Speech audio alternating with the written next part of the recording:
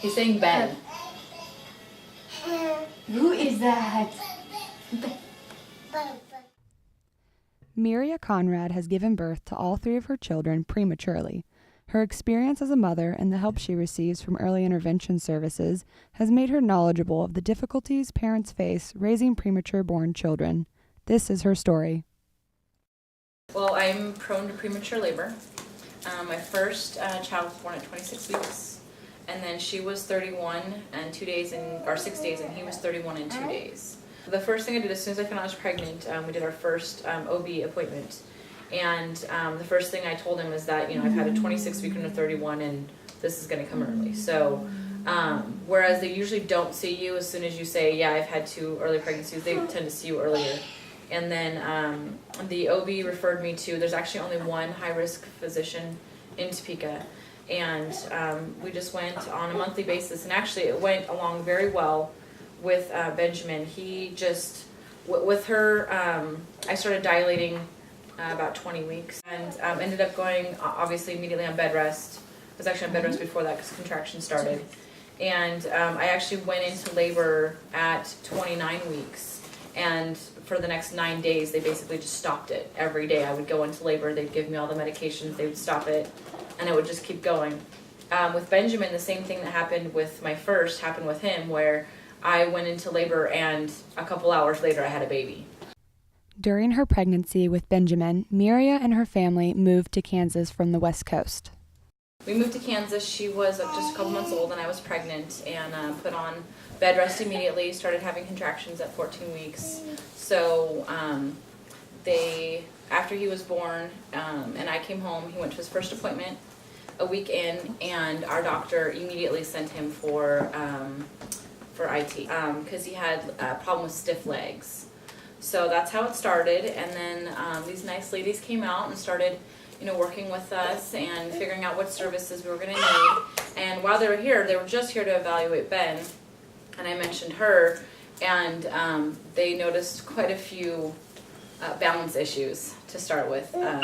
She had a hard time just walking in a straight line, especially with our hallway. It's a little narrow. She would run into the wall. Typically there's only one provider, and we pretty much stick with that. This is one of the, actually the only family in our program that we continually go out with too. What pretty much happened was when we first came out to eval Benjamin, we instantly saw the feeding issues and all of that, and they were pretty severe and pretty intense and needed a lot of monitoring and looking at and all of that sort of situation. But at the same time, Zoe was also showing some very severe motor things, language things, and all sorts of things. And Maria is absolutely on top of both of them, to the detail, to the time, to the milliliter. So we pretty much gave each one a provider as an advocate so that we could really focus in on that child's strength and needs. So Benjamin is not, we call him not my child, but I'm not his primary. I don't know that much about his feeding. I let Christina and Maria talk about that while Zoe and I kind of hang out. And then that also allows me to step in and say, okay, we've talked about Benjamin, now let's skip to Zoe. And while Mom can keep track of those two conversations, it would be difficult for one provider to do that. It may have been easier if they weren't both such severe needs when we came in, and we had a chance to maybe have one get that under control and then grab the other one, but it wasn't like that. Both of them really needed addressed right away. I have to say, if it wasn't for the 16-year-old, I don't think I would have made it, because my husband works nights. So with Zoe, I was in the hospital every day. There was no ifs, ands, or buts. I would just spend the entire day in the hospital, so no big deal. With Zoe being home, I can't leave her home alone. She's frowned upon for some reason. And so the 16-year-old pretty much watched her for almost 3 weeks straight, and he did a great job. Obviously, there were some feeding issues. You know, I'm sure she had a lot more macaroni and cheese and hot dogs than she should have, but she's still alive, so we're good. Was that one? It was challenging at first, but most of the time my dad was there to help out, so mostly me and him doing all of that. I suppose it'd be the the love and the hugs. It's always fun. It's like the undivided attention you get from a dog. No matter what happens, no matter how bad your day is, when you come home, she wants a hug, or she'll be very upset. The first one, I think it was, I was graduating high school. I was in my senior year. I had actually dropped out and went back and got pregnant in the middle of my senior year and said there's no way, after all that, I'm going to not finish it out. So I finished out the senior year, and I wasn't living at home. So I'm going to school. I have to graduate. Had the baby, and I was working full time. Well, like 30 weeks. So I don't know that I had enough time to really let it sink in.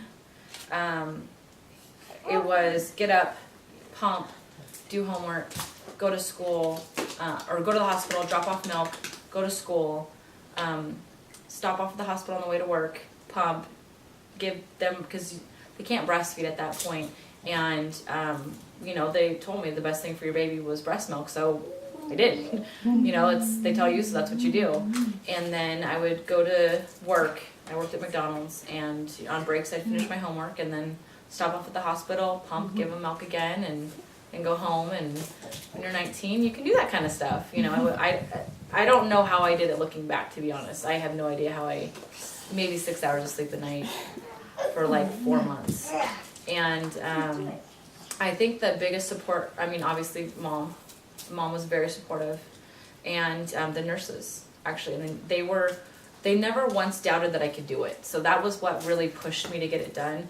Because I think that if you have somebody that, you're a teenager, and you hear that enough, you kind of let it wear on you. And they were always very supportive, like, there's no reason why you can't do it. You can do this. You can do anything.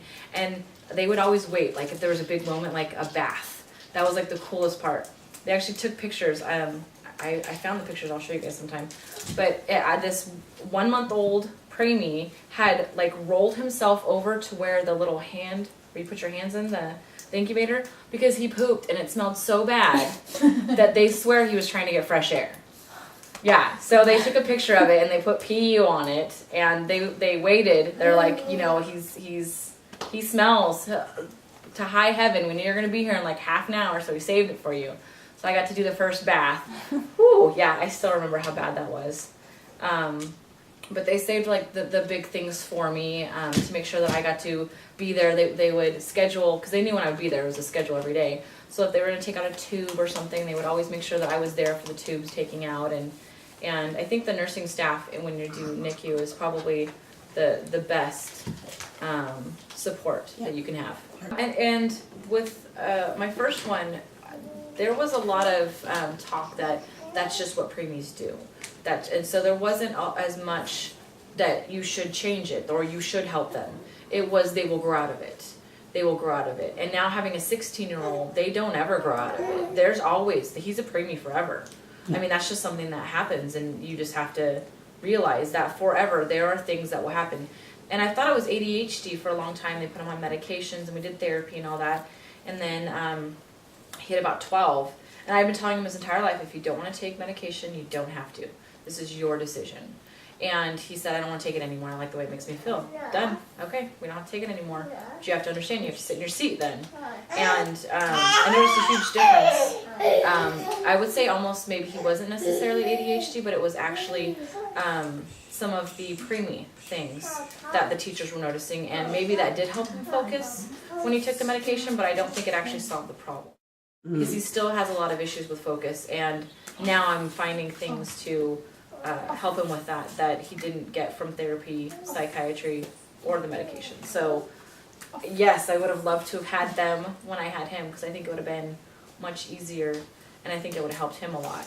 And I'm glad they are to get to benefit from having all of this wonderful help. I think the biggest one is you get a lot of people telling you that it's normal. That they'll grow out of it. That's the biggest one, is they'll grow out of it, they'll grow out of it, they'll grow out of it. And not having the same services with him as I have with them two, I would say that the way they grow out of it is by getting help. So, and like I said, the therapist that told me with him when he was younger, you have to be an advocate.